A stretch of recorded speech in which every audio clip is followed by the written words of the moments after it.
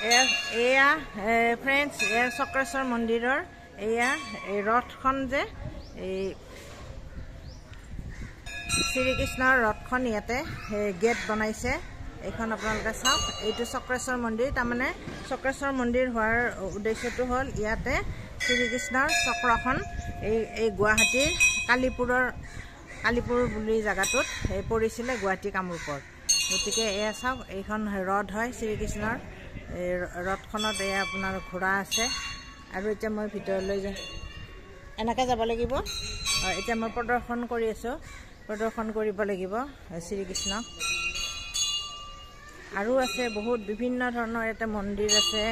আপোনাৰ লক্ষ্মী মন্দিৰ, আপোনাৰ শিৱ মন্দিৰ, দুৰ্গা মন্দিৰ, এইবিলাক সকলো আছে ইয়াত। আপোনালোকে চাওক কি ধুনীয়া চিনাৰী।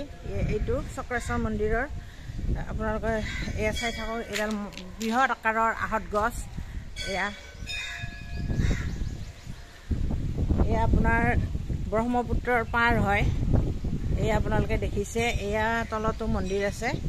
এয়া ব্ৰহ্মপুত্ৰ এতিয়া শুকাই গৈছে পানী। ইয়াতে আপোনাৰ সেয়া এই বিষ্ণু শয়ন কৰি আছে আপোনাৰ পানীত, আৰু সেয়া লক্ষ্মী।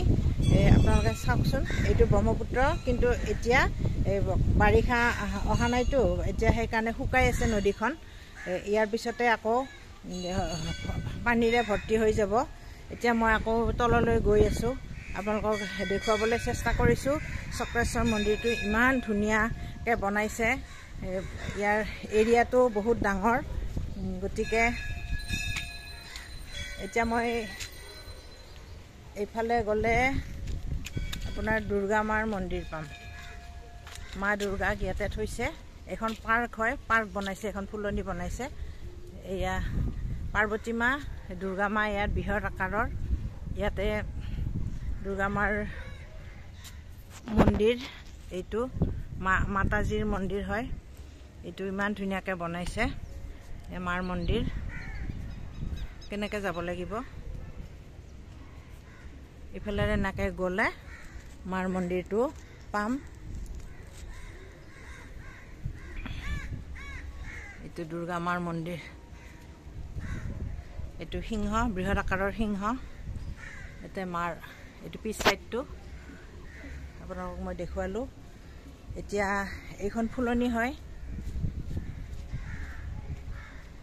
এতিয়া আকৌ এনেকৈ সেইফালেৰে যাব লাগিব, তলেৰে।